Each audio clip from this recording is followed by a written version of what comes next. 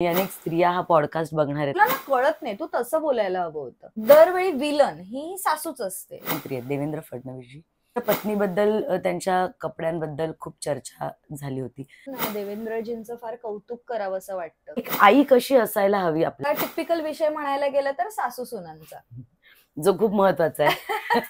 आणि हे जेव्हा दोन बायका सांगतायत तेव्हा तर हे सगळ्यांना ऐकायला पाहिजे. ती खूप चांगली मैत्रीण होऊ शकते. ती बाई बाईची वैरी झाली. मॅडम काय असेल बाईच्या वेदना? रोजच नवरात्री असते. नमस्कार मित्रांनो, आपल्या विचारांच्या शाळेमध्ये आज एक खास व्यक्तिमत्व आले आणि ते म्हणजे प्रिया शिंदेजी. त्या एक काउन्सिलिंग सायकोलॉजिस्ट आहेत. त्यांनी विविध विषयांवर अभ्यास केलाय आणि इतकंच काय तर सोशल मीडियाच्या माध्यमातून देखील अनेक विषयांवरती त्या मार्गदर्शन करत असतात. मॅम, या आमच्या पॉडकास्टमध्ये विचारांच्या शाळेमध्ये आपलं खूप खूप स्वागत आहे. Thank you so much Renuka, you called me today. तेव्हा तो चहाचा पेला द्यावा कोणीतरी, ही अपेक्षा कोणाकडून आलेली असते तुम्हीच सांगा. बरोबर. आणि आपण दोघी स्त्रिया आहोत आणि अनेक स्त्रिया हा पॉडकास्ट बघणार आहेत. त्याच्यामुळे माझा पहिला प्रश्न तुम्हाला आहे की खऱ्या अर्थाने नवरात्री म्हणजे काय आहे? की हा फक्त सजण्याचा, रंग फॉलो करण्याचा दिवस आहे, गरबा खेळण्याची उत्सव आहे, की यातून खरंच एक अध्यात्माचा एक वेगळा संदेश जातो? तर तुम्ही त्याबद्दल काय सांगा? हा डेफिनेटली एक भक्ती आणि आनंदाचा उत्सव आहे, जल्लोष आहे आणि हे मी डिनाय नाही करत. पण मला असं वाटतं डे टू डे लाईफ मध्ये ना रोजच नवरात्री असते एका स्त्रीच्या आयुष्यात.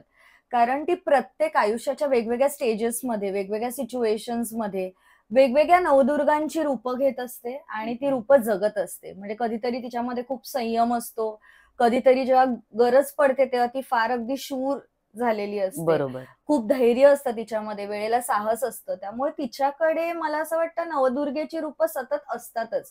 आणि नवदुर्गा मला असं वाटतं प्रत्येक स्त्रीमध्ये विराजमान आहेच. त्याच्यामुळे हे खूप म्हणतात ना, नैसर्गिक लेवलला, मी म्हणेन ऑर्गॅनिक लेवलला ती त्या प्रकारे व्यक्त होत असते वेगवेगळ्या सिच्युएशन्स मध्ये. खरी गोष्ट आहे. एक बाई सकाळपासून ते संध्याकाळपर्यंत एवढे म्हणजे बाई, माई, आई या प्रत्येक रोलमध्ये स्त्री असते. प्रियाजी, आत्ताची स्त्री ही घरातही आहे आणि ऑफिसमध्येही आहे. आत्मनिर्भरतेकडे कुठेतरी प्रवास चाललाय असं पाहायला मिळतं. पण ती खरंच आत्मनिर्भर झालीये की कुठेतरी या शर्यतीमध्ये ती अडकल्याचं पाहायला मिळतंय? यावर तुम्ही काय सांगाल? आत्मनिर्भर ही नक्कीच झालेली आहे स्त्री. आणि ही गोष्ट अजिबात आपल्याला डिनाय नाही करू शकत आपण. पण मला वाटतं हे जे आपलं जनरेशन आहे, म्हणजे तुमच्या माझ्या साधारण वयातलं, म्हणजे साधारण मी म्हणेन 30 ते 40च्या वर्गातलं जे मी म्हणेन सध्या जी स्त्री आहे, तर तिच्यामध्ये मी हे म्हणेन की बरीच उत्क्रांती झाली. म्हणजे आपल्या आई या जनरेशनकडे आपण गेलो तर फार कमी महिला होत्या ज्या मी म्हणेन व्यवसायाकडे किंवा कामाकडे गेलेल्या.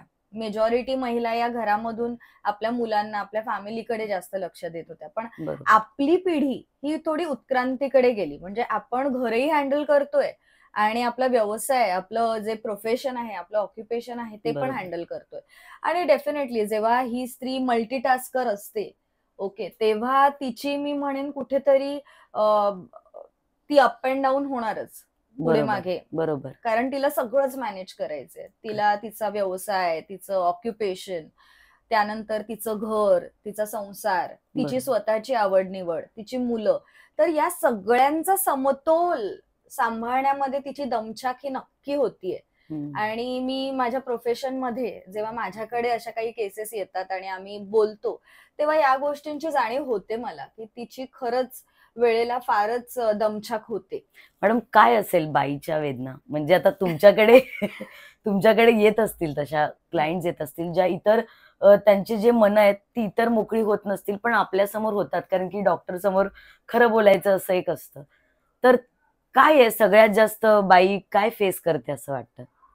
मी म्हणेन ती खुश आहे की ती तिच्या प्रोफेशन मध्ये काहीतरी चांगलं करतीये. ती प्रगती पथावर आहे. डेफिनेटली चॅलेंजेस तिथे सुद्धा आहे की ओव्हरऑल ते वर्किंग कल्चर मध्ये अडॅप्ट व्हायचं आणि स्वतःला पुरुषाच्या खांद्याला खांदा लावून त्या प्रकारचं काम करायचं, यामध्ये चॅलेंजेस ती फेस करत असतेच. पण मी म्हटल्याप्रमाणे ती प्रचंड साहसी आहे. तिच्याकडे भरपूर मी म्हणेन नॉलेज आहे आणि ती मी म्हणेन त्या लेवलला पोहोचलेली आहे की ती या सगळ्या गोष्टी छान प्रकारे हँडल करते. पण हे सगळं करत असताना ना ती कुठेतरी मी म्हणेन घरामध्ये ती एक्नॉलेजमेंट शोधत असते की माझं काम सुद्धा, मी जे काही धडपड करतेय त्याबद्दल पण मला काहीतरी पोचपावती मिळाली पाहिजे. आणि ती जेव्हा नाही ना मिळत, किंवा तो थोडासा सपोर्ट, ती ते म्हणतात ना, पूर्ण सगळ्यांनी मला समजून घ्यावं. मी सुद्धा थकून येते कामावरून आल्यानंतर. म्हणजे मी साधारण सिच्युएशन सांगेन. नवरा बायको दोघेही कामाला गेलेले असतात, दोघेही थकून जेव्हा घरी येतात तेव्हा मी असं नाही म्हणणार की पुरुष मंडळी मदत नाही करत. म्हणजे मी म्हणेन उत्क्रांती मी म्हंटल ना, तर पुरुष मंडळी बऱ्यापैकी सपोर्टिव्ह आहेत आजकाल. पण जेव्हा दोघेही दमछाक करून घरी आलेले असतात तेव्हा तो चहाचा पेला द्यावा कोणीतरी, ही अपेक्षा कोणाकडून आलेली असते हे तुम्हीच सांगा. बरोबर आहे. ही स्त्रीकडून आजही स्त्रीकडून अपेक्षा केली जाते की कामावरून आल्यानंतर घरी तिने करणं अपेक्षित आहे. बरोबर. म्हणजे तू तुझं काम कर, आम्ही फार सपोर्टिव्ह आहोत त्याबद्दल, पण घरी आल्यानंतर तुला तुझे रोल्स पण सांभाळायचे. म्हणजे जेव्हा नवरा घरी येतो तेव्हा तो छान रिलॅक्स मध्ये काउच मध्ये बसेल, न्यूज पाहिल, स्पोर्ट्स पाहिल, पण तिच्या डोक्यामध्ये घाई असते की मला आता स्वयंपाकाची तयारी करायची, मला घरातल्या काही गोष्टी उरकायच्या आहेत, मला माझ्या मुलाचा अभ्यास पण पाहायचा आहे.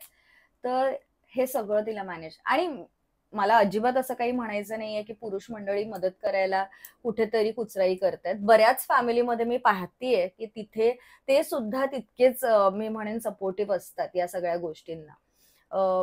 पण काही ठिकाणी तिलाच पाहावं लागतं आणि ही गोष्ट आपण नाही अवॉइड करू शकत. आणि खरी ही खंत आहे, आत्ताच्या स्त्रियांची खरी खंत आहे. त्या पुढे जरी गेल्या असल्या तरी मागचा जो पाठिंबा आहे तो अजूनही कुठेतरी कमी पडतोय आणि ती खंत महिलांना जाणवत असेल असं मला वाटतं. पुढचा प्रश्न माझा प्रियाजी असा आहे तुम्हाला की आताची जी बाई आहे ती बाहेरच्या क्षेत्रामध्ये अगदी खंबीरपणे त्यांनी आपलं स्थान निर्माण केलंय. चूल मूल हे अक्षरशः खोडून काढलंय बायकांनी. इतक्या यशाच्या शिखरावरती त्या पोहोचलेल्या आहेत. पण कुठेतरी या सगळं करताना आज बाई बाईची दुश्मन झाली असं कुठेतरी दिसतं. बायकांमधली म्हणजे ट्रेन पासून ते ऑफिसच्या गॉसिपिंग पर्यंत हे जावाजावांची भांडणं, सासू सुनांची भांडणं हे खूप पाहायला मिळतं. तर कुठेतरी बाई बाईची वैरी झाली अशी संकल्पना थोडी पेरली जाते का, की असं काही वातावरण तुम्हाला जाणवतं? याबद्दल तुम्ही काय?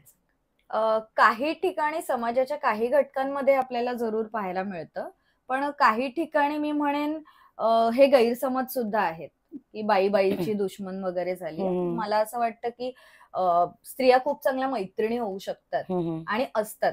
म्हणजे किंबहुना असं म्हटलं जातं की स्त्रियांची मैत्री ही फार लांब काळापर्यंत टिकत नाही, किंवा त्या चांगल्या मैत्रिणी नाही होऊ शकत, किंवा त्यांच्यामध्ये फार कॉम्पिटिटिव्ह माइंड असतं, जेलसी असते. तर मी अजिबात या गोष्टीला सपोर्ट करत नाही. स्त्री खूप चांगली मैत्रीण होऊ शकते आणि खूप चांगल्या प्रकारे ती आपल्या मैत्रिणीसाठी उभी राहू शकते. आणि मी अशा बऱ्याचशा गोष्टी पाहिलेल्या आहेत. ओके, हा लिमिटेशन्स असतात स्त्रीला, कारण ती कुठेतरी फॅमिली लेवलला आन्सरेबल असते. म्हणजे पुरुष जसा मला जायचंय घरातून बाहेर आणि जसं सहजपणे उंबरठा ओलांडून जाऊ शकतो तितक्या सहजपणे तिला नाही जाता येत. बरोबर. ओके. आणि मी म्हणेन कारण ती कुठेतरी तिची जी फेमिनिटी आहे ना, ओव्हरऑल तिचं स्त्रीत्व, ते तिला कुठेतरी थांबवत असावं. जरुरी नाहीये की तिची फॅमिलीच तिला थांबवते, पण तिच्यामध्ये फेमिनिटी तर आहेच. आणि फेमिनिटी म्हटलं की नर्चरिंग टेंडन्सी आली आणि त्यामुळे तिला लिमिटेशन येत असावे बहुधा. पण मी मैत्रीण लेवलला स्त्री खूप चांगली मैत्रीण होऊ शकते आणि ती आहेच, मी असं म्हणेन. आता टिपिकल विषय म्हणायला गेलं तर सासू सुनांचा, जो खूप महत्वाचा आहे. आणि मी म्हंटल हे आपल्या वयातलं उत्क्रांतीचं जे आपण मी म्हणेन उत्क्रांती घडलेली आहे आपल्या एज मध्ये. मी मिलेनियल असं म्हणेन, संबोधेन या टर्मला. तर यामध्ये काय झालंय ना, दरवेळी विलन ही सासूच असते. असं कधी ऐकलं का की विलन सासरे असतात किंवा पुरुष वर्ग असतो? नाही, स्त्रीच असते. असंच का म्हटलं जातं की सासूच वाईट? बरोबर. याच्या मागे माझं स्वतःचं ऑब्झर्वेशन असं आहे की त्या जनरेशनला, म्हणजे आता ज्या सासू आहेत किंवा ज्या आता आई आहेत, ओके, तर त्या जनरेशनला आपण जर क्लोजली पाहिलं ना रेणुका, तर पहिली गोष्ट जेव्हा त्यांचा जन्म झालेला तेव्हा त्या जन्म झाल्यापासूनच खूप सॅक्रिफायसेस मध्ये गेले. बरोबर. म्हणजे सुरुवातीला आई म्हणेल, बाबा म्हणतील तेच तिने वागलं पाहिजे. लग्न सुद्धा बाबा म्हणतील त्याच घरामध्ये झालं पाहिजे. शिक्षण किंवा ज्या काही ऑपॉर्च्युनिटीज त्या जनरेशनला होत्या त्या किंबहुना कमी होत्या, जेवढ्या आपल्याला मिळाल्या तेव्हा त्यांना मिळाल्या नव्हत्या. आणि टीनेज आपण म्हणतो, हे आयडेंटिटी स्थापन करण्याचं ते एज असतं. त्या स्टेजमध्ये जेव्हा त्या आयडेंटिटी फॉर्मेशन मधून आपण गेलेलो शिक्षण घेता घेता, तो त्यांना स्कोप नव्हता मिळालेला. त्यावेळेस कदाचित त्या एका बाळाच्या आई ऑलरेडी झालेल्या होत्या, त्यामुळे आयडेंटिटी एस्टॅब्लिशच नाही झाली. मग सुरुवातीला बाबांचं ऐकण्यात वेळ गेला, मग भावाचं ऐकण्यात वेळ गेला, मग नवऱ्याचं ऐकण्यात वेळ गेला, मग आता मुलांचंही ऐकण्यात वेळ जातोय. आणि आता जेव्हा ती स्त्री 50 आणि 60 वरती जेव्हा ती पोहोचलेली आहे, तेव्हा सगळे फार बिझी झालेत नाही का? म्हणजे जेवढी तिची गरज होती एकेकाळी, आता सगळ्यांना तिची कटकट वाटायला लागलीये. आणि तू गप्प बस, तुला कळत नाही, अशा प्रकारचं बरेचदा वाक्य तिला ऐकावं लागतंय. म्हणजे तिने सॅक्रिफायसेस केले, स्वतःसाठी ती जगायला पूर्णपणे विसरली, किंबहुना ते तिला माहीतच नव्हतं. आणि आता जेव्हा ती पाहतीये तर सासरे बुवा म्हणजे तिचे पती, ते छान त्यांच्या मित्रांमध्ये, त्यांच्या क्लब ऍक्टिव्हिटीज मध्ये बिझी आहेत. सकाळी छान वॉकला जातात, क्लब, त्यांचे लाफिंग क्लब वगैरे बरंच चालतं. सो ते त्यांच्या आयुष्यात छान रिटायरमेंट घेऊन बिझी झालेले आहेत. बाकीचे नातेवाईक बिझी झालेले आहेत, मुलं त्यांची बिझी झालेली आहेत, ती एकटी पडली आता. करेक्ट आहे. आणि त्याचं कुठेतरी मला असं वाटतं ते बिल्टअप झालेलं जे फ्रस्ट्रेशन आहे ना, तिने सहन केलेल्या गोष्टींचं, बरोबर, त्याचा कुठेतरी मी म्हणेन हा उद्वेग होतोय. हो. आणि काय होतं, जेव्हा एक बाई ही वर्षानुवर्ष घर बांधून ठेवते आणि जेव्हा एक नवीन सून म्हणून घरात येते, सडनली तिच्या नियमांनी सगळं बदलतं. जशी ती सून म्हणून ती एक बाई आहे, तशी ही सासू म्हणून एक बाई आहे. आणि त्यामुळे कुठेतरी वैचारिक पातळीवरती मतभेद असू शकतात, पण त्या पद्धतीने भांडण तंटा करून आजकाल आपण खूप बघतो, सर्रास सासू सुनांची भांडणं ऐकायला मिळतात. तर ती तुम्ही इतकं छान पद्धतीने आम्हाला त्या सासूची बाजू सांगितलीत, त्याबद्दल खूप धन्यवाद. आता मी या सासूकडून मी थोडं मागे येते आईकडे. एक आई कशी असायला हवी आपल्याला वाटतं? आपण पॅरेंटिंग बद्दल आपले कोर्सेस असतात, आपण त्याबद्दल कन्सल्टंट आहात, तर एक आई कशी असायला हवी याबद्दल आपण थोडं मार्गदर्शन करा. मी फक्त आईबद्दलच नाही म्हणणार, म्हणजे सीमित नाही राहणार. मी ओव्हरऑल बाईबद्दल बोलेन, नक्कीच स्त्रीबद्दल बोलेन. आपण स्त्रिया ना फार रिसेप्टिव्ह असतो आणि खूप जास्त गिव्हिंग नेचर असतं, नर्चरिंग असतो आपण. आणि हे सगळं करत असताना स्वतःसाठी जगायला आपण कुठेतरी विसरून जातो. आणि मी म्हटल्याप्रमाणे हे सासूबाईंच्या बाबतीतही झालंय. आपणही त्याच मार्गावरती आहोत, आपली पिढी. बरोबर. ओके, आपण ऑफिसमध्ये ऍक्टिव्ह आहोत, किंवा आपला थोडासा छोटासा सर्कल आहे, आपण तिथे थोडासा आनंद शोधायचा प्रयत्न करतोय, पण दमछाक तर होतेच आहे. आणि त्या सगळ्यांचा सांगड घालता मी टाइम काय असतो, माझा पर्सनल स्पेस काय असतो, हे आपण विसरून जातो. बरोबर. ओके, आठवड्यातून एकदा रविवार सगळ्यांना मिळतो, पूर्ण फॅमिली मेंबर्सला, आणि सगळे म्हणतात माझा रविवार आहे. म्हणजे तुमचं मूल असेल ते म्हणा मी नाही आई आज अभ्यास करणार, आज संडे. ओके, त्यानंतर नवरा बोलेल की नाही आता मला थोडंसं रिलॅक्स करू दे, आज प्लीज नको काही कटकट करूस, मला थोडा आराम करायचा. प्रत्येकाला आराम करायचा असतो, पण कधीतरी कोणी हे लक्षात घेतलंय का की रविवार तिच्यासाठी हा डबल मेहनतीचा असतो. कारण सॅटर्डे पर्यंत ती, शनिवार पर्यंत ती पूर्ण कामात गुंतलेली असते. रविवारी तिला बऱ्याच कामांची तयारी करायची असते, घर सावरायचं असतं, प्रत्येकाच्या आवडीनुसार स्वयंपाक करून त्यांना जेवायला घालायचं असतं. सो ह्या सगळ्यांमध्ये रविवार सुद्धा तिच्या हातातून निघूनच जातो. मग तिला तो पर्सनल स्पेस कधी मिळणार? बरोबर, तो मिळेल, तो तेव्हा मिळेल जेव्हा तिला याची जाणीव होईल. आता पर्सनल स्पेस का महत्वाचा, why am emphasizing so much on that, तर मला नेहमी वाटतं घरची मुख्य स्त्री ही ब्रह्मस्थानी असते. म्हणजे she is the centre place of the house. Okay, आणि हे ब्रह्मस्थान जर आनंदित असेल, सुखी असेल, तर तिचं पूर्ण घर आणि किंबहुना ते ब्रह्मांड आनंदी होतं. बरोबर. पण जर तिच्यामध्ये तो थकवा आहे, तिच्यामध्ये ते फ्रस्ट्रेशन आहे, खूप ओव्हरवर्किंग आहे, एक्नॉलेजमेंट नाहीये, कोणी त्याबद्दल कौतुक करत नाहीये, तर या गोष्टींमुळे ती चिडायला लागते, तिची त्यामुळे हेल्थ सफर व्हायला लागते आणि किंबहुना मग तिचं overall mental health, physical health आणि सगळंच ऍट अ टोल जातं आणि त्यामुळे मग घरचं वातावरण पूर्ण बिघडून जातं. बरोबर. तर मी जर हा माझा व्हिडिओ कोणी पुरुष मंडळी पाहत असतील तर मी तुम्हाला हे सजेस्ट करेन ऍज अ सायकोलॉजिस्ट म्हणून, तिला तो स्पेस मिळू द्या, तिला तिच्या पद्धतीने जगू द्या, तिला तिच्या लहानपणीच्या तिच्या आवडीनिवडी काय होत्या, तिची स्वप्न काय होती, हे कधीतरी समजून घ्यायचा प्रयत्न करा. तिला तो स्पेस मिळाला आणि ती जर आनंदी झाली ना, तर तुमच्या आजूबाजूचं जे वातावरण आहे ना, ते मी म्हणेन स्वर्गाहून कमी नसेल. बरोबर बरोबर. करेक्ट. म्हणजे बाईतली बाई शोधण्यापेक्षा बाईतलाही माणूस शोधा. येस, बाईतला तो माणूस शोधा, तो खूप महत्वाचा आहे. आणि म्हणजे आणि हे जेव्हा दोन बायका सांगतायत तेव्हा तर हे सगळ्यांना ऐकायला पाहिजे असं मला वाटतं. अजून एक मला मुद्दा इथे मांडायचा आहे, कारण मी कपल थेरपी मध्ये आहे आणि बऱ्याच नवऱ्या बायकोंमध्ये आजकाल खूप इश्यूज वाढलेत, म्हणजे तुमच्या पण कानापर्यंत येत असतील. आणि पेरेंटिंगचा मला असं वाटतं सगळ्यात मोठा बेस आहे नवरा बायको. बरोबर बरोबर. सो जर मला आता त्याबद्दल बोलायचं असेल तर मी हे सांगेन की बाईला नेहमीच असं वाटत असतं की कोणीतरी किंबहुना तिच्या पतीने तिचं ऐकून घ्यावं. बरं. म्हणजे तिचं असं असतं की तुम्ही काही करू नका, तुम्ही काही बोलू नका, पण निदान ऐकून तर घ्या. तर हे लिसनिंग कधीच कमी होऊ देऊ नका. तुम्ही एक चांगले मी म्हणेन ऐकणारे असाल तर तिचं फ्रस्ट्रेशन तिथेच बऱ्यापैकी कमी होईल. आणि हे समजून घ्या, दरवेळी तिला सजेशनची गरज नसते. आपलं काय होतं ना की आपण लगेच सजेस्ट करायला जातो, तू ना असं केलं पाहिजे, तुला ना कळत नाही, तू तसं बोलायला हवं होतं. कशाला? तिची आता सध्या गरज काय आहे ते समजून घ्या.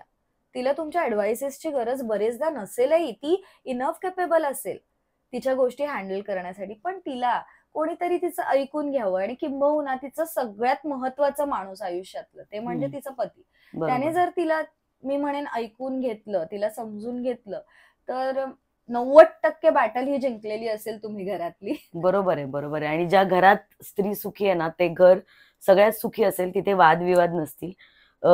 प्रियाजी, तुम्ही बोलताना मगाशी स्त्रियांच्या आरोग्याबद्दलचा एक मुद्दा मांडला जो मला वारंवार खटकत असतो आणि पत्रकारितेतून जात असताना मी हे अनुभवलंय की महिलांचं जे आरोग्य आहे ते बऱ्यापैकी ढासळत चाललंय. गंभीर आजारांनी ग्रासल्याच्या अनेक घटना आपल्याला पाहायला मिळतात.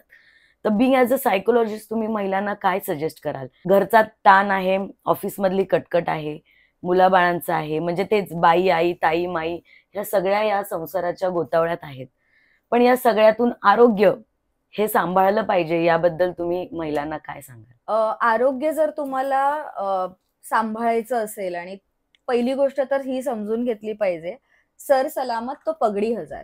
म्हणजे जर तुमचं शरीर हे सुदृढ असेल आणि ते तुम्हाला सपोर्ट करत असेल तर तुम्ही आयुष्यामधल्या कुठल्याही बॅटल्स जिंकू शकता. कारण आरोग्य याला पर्यायच असू शकत नाही. तुम्ही फिट आहात, तुमच्यामध्ये तो फिटनेस आहे, तर तुम्ही काहीही कराल. आणि तुमची मनाची इच्छा किती असू दे की मला हे करायचंय, ते करायचंय, ते करायचंय, पण जर फिटनेसच नसेल तर मला असं वाटतं की आपण नाही बऱ्याचशा गोष्टी करू शकतो. बरोबर. आणि त्या फिटनेससाठी सगळ्यात महत्वाची गोष्ट म्हणजे मेंटल हेल्थ. आणि म्हणूनच मी तो मी टाइम आणि स्पेस बद्दल म्हणते. बरोबर. पण त्या व्यतिरिक्त सुद्धा तुमचा आहार तुम्ही काय घेताय. बरेचदा आपण हे पाहतो घरामध्ये की जेव्हा गडबड आणि लगबग असते घरची रोजची, तेव्हा प्रत्येकाचा ब्रेकफास्ट, प्रत्येकाचा टिफिन, प्रत्येकाचं लंच, डिनर ती प्रॉपर प्लॅन करत असते. बरोबर. पण जेव्हा ती जेवायला बसते तेव्हा ती खूप घाईघाईमध्ये खात असते. म्हणजे जेवताना आपण जे म्हणतो, आजकाल सेलिब्रिटीजचे इंटरव्ह्यू आपण पाहिले असतील तर त्यामध्ये खूपदा हे एम्फसिस केलं जातं किंवा भरपूर डायटिशियन, न्यूट्रिशनल एक्सपर्ट हे बरेचदा आपल्याला सांगतात की आपण माइंडफुल इटिंग केलं पाहिजे. माइंडफुल इटिंग म्हणजे काय? खाताना पूर्ण लक्ष आपलं खाण्याकडे असलं पाहिजे. म्हणजे प्रत्येक घास तो प्रॉपर चावून त्या घासाचा आस्वाद घेत जेव्हा आपण खातो ना, तेव्हा मला असं वाटतं, पूर्वी म्हणायचे ना खाण्याकडे लक्ष दे तर ते अंगाला लागेल. त्याच्या मागचं मी म्हणेन सायकोलॉजी अशी आहे की खाताना जर आपण प्रॉपर लक्ष दिलं आणि प्रॉपर म्हणतात ना वेल न्यूट्रिशनल मील जर आपण रोज घेतोय तर मी म्हणेन ते प्रॉपर प्रपोर्शनने आपल्या पोटात जाईल. म्हणजे आपलं ओव्हर इटिंग होणार नाही, अंडर इटिंग होणार नाही आणि आपल्याला जेवढ्या फूडची गरज आहे तेवढंच अन्न आपल्या पोटामध्ये जाईल, जेणेकरून ते आपल्या फिटनेससाठी पण खूप मी म्हणेन गरजेचं असतं. दुसरी गोष्ट पाणी. दिवसभरात आपण पाणी किती पितोय हे खूप महत्वाचं आहे. बरेचदा कामाच्या लगबगीमध्ये आपण विसरून जातो पाणी प्यायला आणि आपण दुर्लक्षित करतो. तर पाणी पिणं योग्य वेळी, थोड्या थोड्या वेळाने पाणी पिण्याची आपल्याला सवय असलीच पाहिजे. आपण आपल्या मुलांना शाळेत जेव्हा टिफिन बॉक्स आणि पाण्याची बॉटल पॅक करून देतो, तेव्हा प्रत्येक आई आपल्या मुलांना काय सांगते, पाणी पिऊन या, ती बॉटल तशीच आणायची नाहीये, लक्षात ठेव तुला पाणी प्यायचंय. पण जेव्हा ती ही इन्स्ट्रक्शन त्या मुलांना देत असते, ती स्वतः किती पाळते. बरोबर आहे. त्यामुळे तिचं अन्न ती काय खातीये, त्यानंतर ती कशा प्रकारे हायड्रेटेड आहे, पाणी इनफ पितीये की नाही, तिच्या मनाची ती काळजी घेतीये की नाही. खरी. आणि प्रत्येक स्त्रीला असं वाटतं कुठेतरी, कारण मी पाहते माझ्याकडे काउन्सिलिंगला पण जेव्हा महिला येतात ना, तेव्हा पण मी ही गोष्ट पाहते, तिची अपेक्षा असते की दुसऱ्यांनी तिची काळजी घ्यावी, दुसऱ्यांनी तिला अप्रिशिएट करावं. आणि जर ते नाही केलं तर तिचा कॉन्फिडन्स कुठेतरी शेक होतो, तिचा सेल्फ एस्टीम बऱ्यापैकी लोअर डाऊन होतो. तर मला असं वाटतं की प्रत्येकाला ही कल्पना असली पाहिजे की अहम ब्रह्मास्मी, खरी गोष्ट, ब्रह्मा माझ्यामध्येच आहे, मीच डिवाइन आहे आणि मला स्वतःची काळजी घेणं गरजेचं आहे, स्वतःला अप्रिशिएट करणं गरजेचं आहे, छान तयार होणं, स्वतःसाठी वेळ देणं, स्वतःच्या आवडीनिवडी जपणं, स्वतःसाठी योग्य तो आहार सांभाळणं, पाणी पिणं वेळच्या वेळी. तर या सगळ्या गोष्टींसाठी तीच स्वतः रिस्पॉन्सिबल असली पाहिजे, ना की ती जबाबदारी तिने कोणाला दुसऱ्यांना दिली पाहिजे. जर ती सगळ्या जगाचा ओझ मी म्हणेन सांभाळू शकते, जर ती एवढी कर्तृत्ववान आहे, तर तिने स्वतःला सांभाळणं तिच्यासाठी फार कठीण नाहीये. तिला फक्त प्रायोरिटी सेट करणं खूप गरजेचं आहे. एक मुद्दा, जसं आरोग्य हे महिलांचं गंभीर आहे, तसंच एक मुद्दा आहे, अभी की जो नारी है वो सब पे भारी है. अभी की नारी सब पे भारी आहे. पण तरी सुद्धा भारतामध्ये महिला बलात्काराच्या ज्या घटना आहेत, अत्याचाराच्या ज्या घटना आहेत, त्या खूप प्रमाणात वाढलेल्या आहेत. तर याबद्दल, आणि हा गंभीर विषय आहे, जसं पुरुषांना जागरूक करण्याची गरज आहे किंवा त्यांना संस्कार देण्याची गरज आहे की स्त्रीवरती वाईट नजरेने बघितलं नाही पाहिजे, तसं स्त्रीला सुद्धा स्वतःमध्ये ती शक्ती आणण्याची गरज आहे. तर त्याबद्दल आपण काय सांगू शकाल? प्रत्येक आईसाठी तिचं बाळ फार महत्वाचं असतं आणि मी आई आहे त्यामुळे मी खूप चांगल्या प्रकारे ही गोष्ट समजू शकते. आणि त्यातल्या त्यात जर तो मुलगा असेल, ओके, म्हणजे वडील हे मुलीशी जास्त क्लोज असतात आणि आई त्या मुलाशी जास्त क्लोज असते. प्रत्येक घरामध्ये ते पाहायला मिळतं. आणि मी हे म्हणेन, हे आईचं पण महत्वाचं काम आहे की ती आपल्या मुलाला लहानपणापासून मोठं करताना काय शिकवतीये. म्हणजे अगदी फार कशाला दूर जायचं, जिजाऊंचंच एक्झाम्पल घेऊया. म्हणजे शिवाजी महाराज ज्या प्रकारे घडले, म्हणजे ते तर महान, म्हणजे मी म्हणेन महाराष्ट्राचं मी देव आहे ते. ओके, पण त्यांच्या मागे जी व्यक्ती कणखरपणे उभी होती ती म्हणजे त्यांची आई. म्हणजे सर्वात मी म्हणेन ग्रेट. म्हणजे मी असं म्हणेन की देवांना आपण नाही पाहिलंय, पण शिवरायांना पाहिलंय बऱ्याच लोकांनी.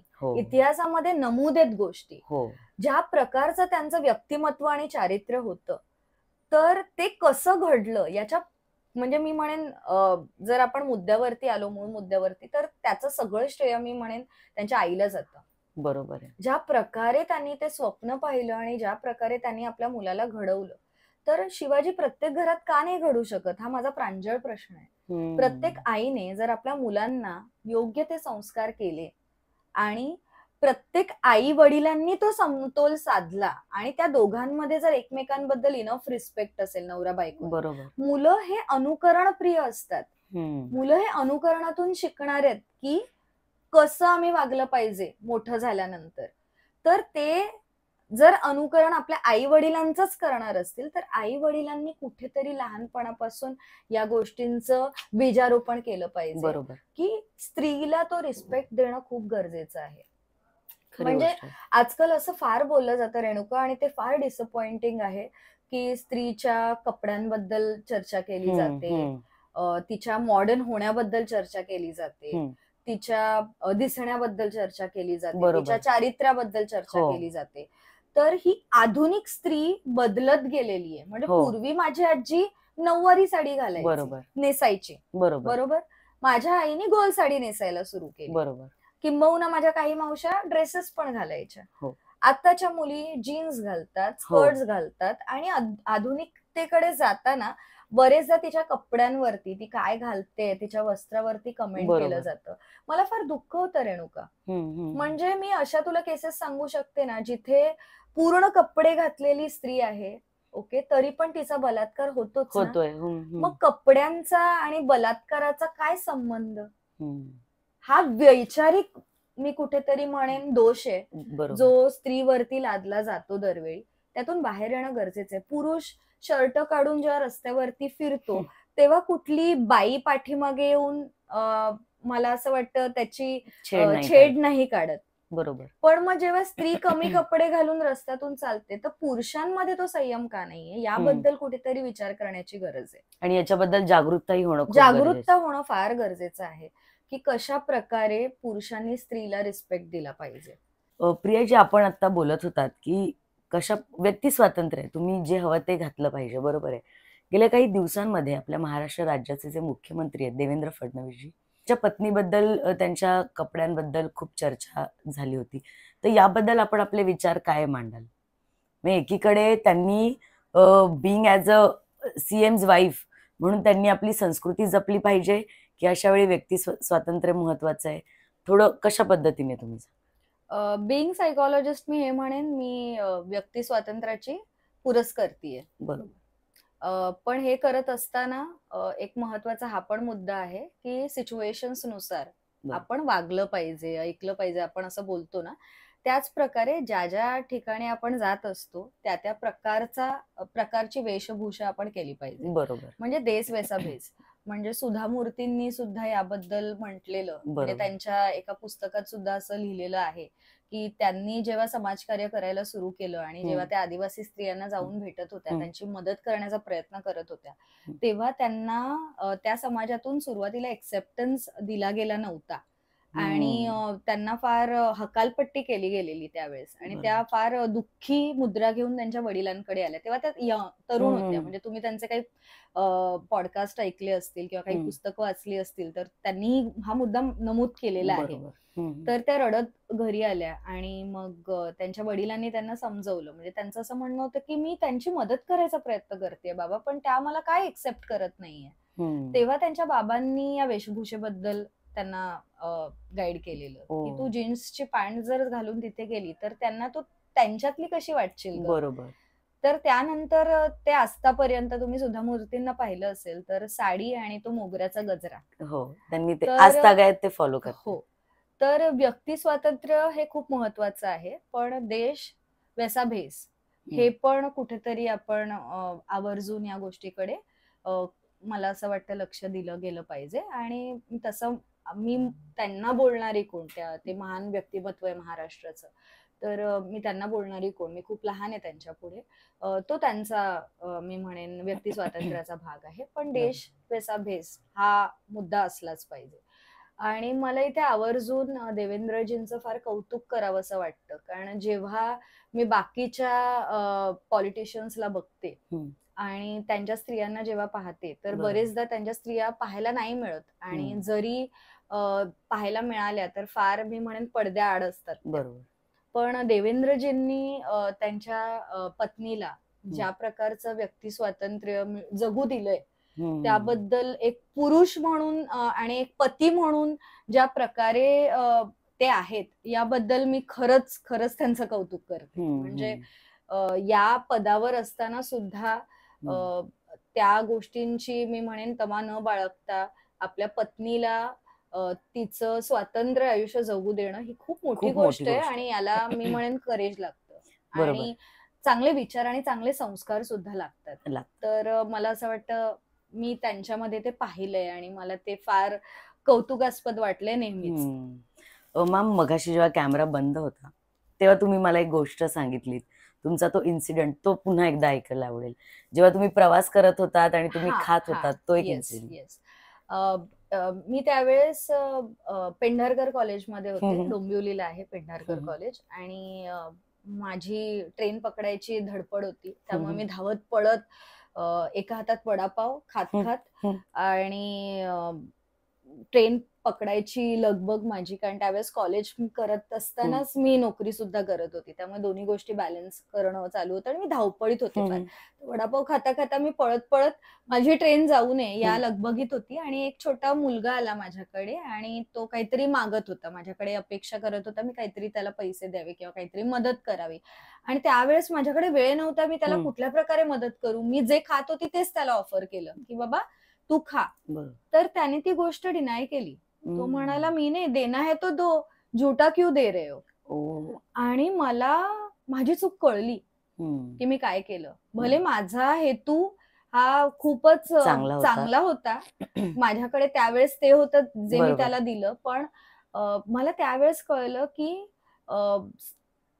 रिस्पेक्ट ही अशी गोष्ट आहे ना जी प्रत्येक जण, प्रत्येक माणूस डिझर्व करत असतो. बरोबर. त्याला कुठलं क्वालिफिकेशन नाही, अजिबातच नाही. म्हणजे अगदी वॉचमॅन पासून ते अगदी प्राईम मिनिस्टर पर्यंत, त्याच प्रकारे मी असं म्हणेन लहान बाळापासून ते आपल्या घरातल्या आजी आजोबांपर्यंत हा रिस्पेक्ट हा प्रत्येकाने प्रत्येकाला दिलाच पाहिजे.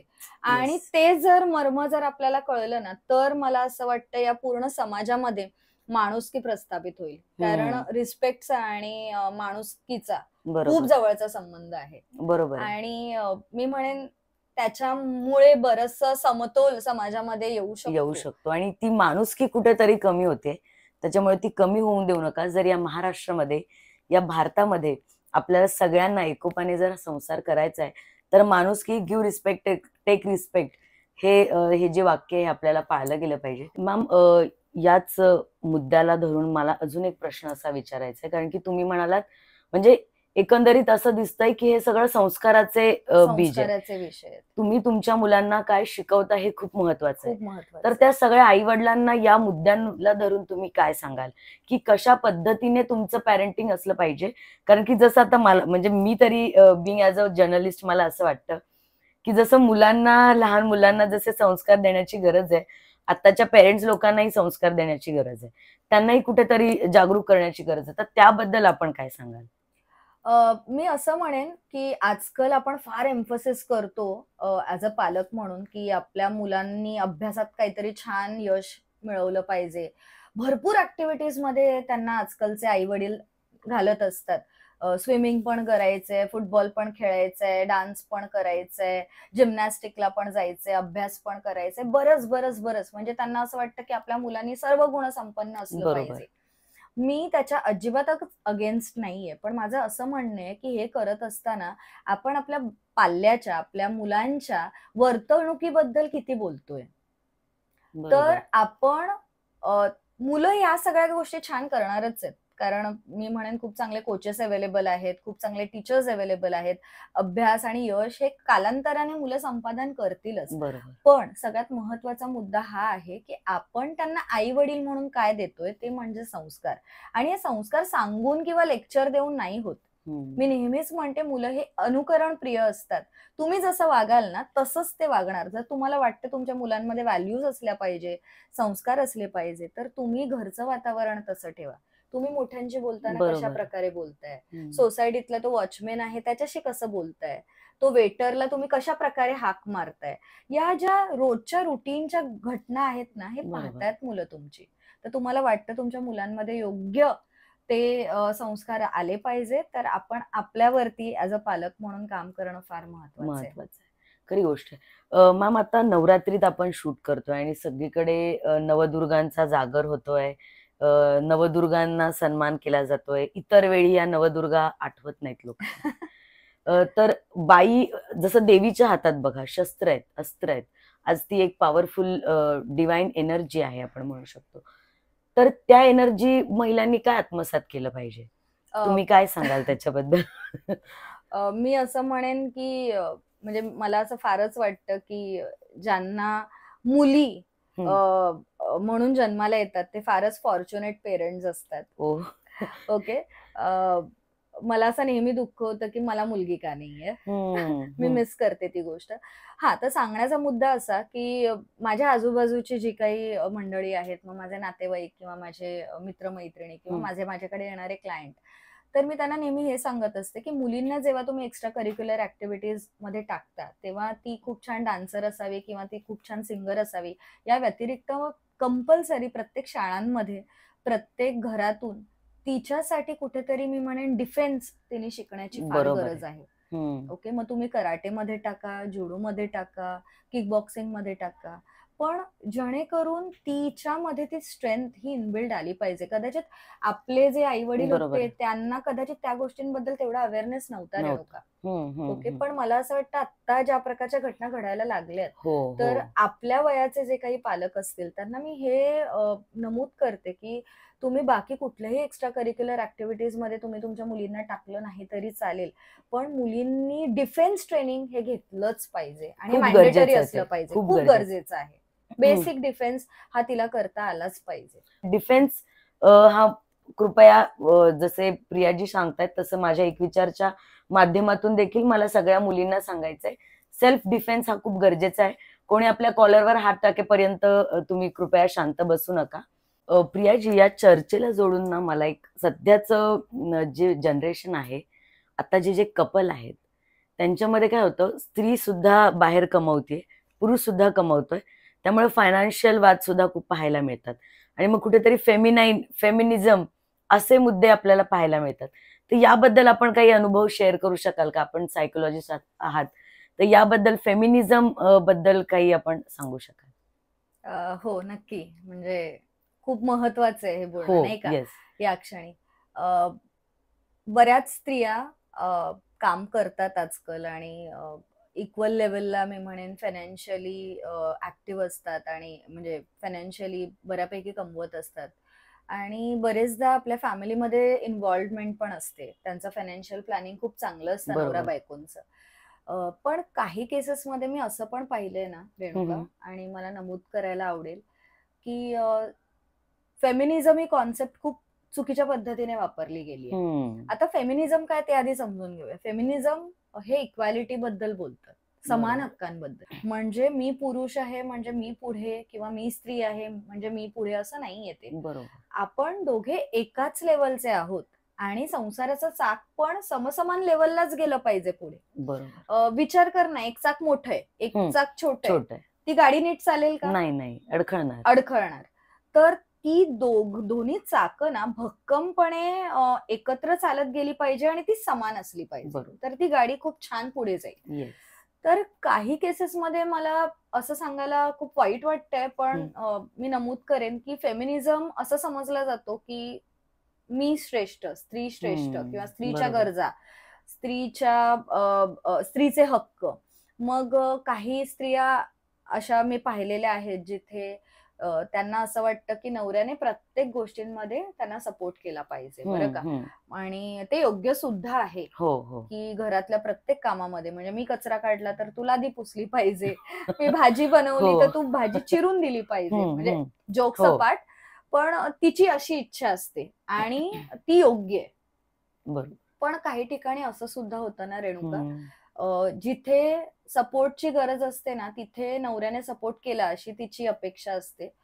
पण जेव्हा फायनान्शियली शेअरिंगचा वेळ येतो ना, तेव्हा कदाचित बरेचदा असं मी पाहिलंय की ती हात मागे काढून घेते. एक माझ्याकडे केस मी अशी पण पाहिली होती, जेव्हा जिथे तिचं असं म्हणणं होतं की तुझे पैसे आहेत ना, तू जे कमवतोयस नवरा म्हणून, ते तू आम्हाला दिले पाहिजे, घरामध्ये खर्च केले पाहिजे आणि हे तुझं कर्तव्य आहे, बरं का. पण माझा जो इन्कम आहे तो मी सांगणार नाही, दाखवणार नाही, शेअर करणार नाही. मी म्हणजे तू याच्यासाठीच माझ्याशी लग्न केलेलं का? म्हणजे ही इनडायरेक्टली तू डावरी घेतोयस का माझ्याकडून?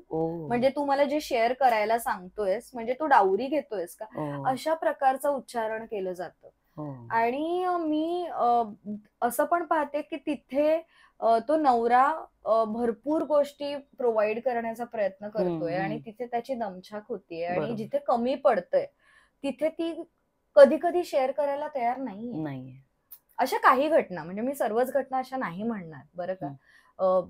स्त्रिया आणि पुरुष दोघेही एकत्र येऊन काम करतात, शेअर करतात आपले एक्सपेंडिचर्स आणि छान मॅनेज करतात त्यांचा फायनान्स.